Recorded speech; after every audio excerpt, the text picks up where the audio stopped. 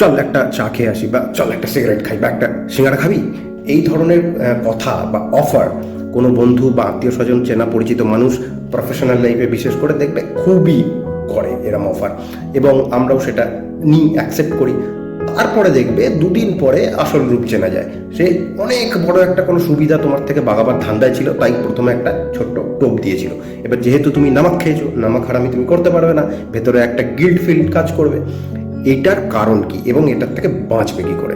গল্পটা হচ্ছে, প্রাচীনকালে যখন মানুষ শিকার করতো এইভাবে গোষ্ঠীতে থেকে বাঁচতো, তখন তো তাদের কাছে ফ্রিজ ছিল না। ফলে আজকে যদি আমি একটা হাতি মারি, একাই তো পুরো হাতিটা খেতে পারবো না, ভাগ করে খেতাম।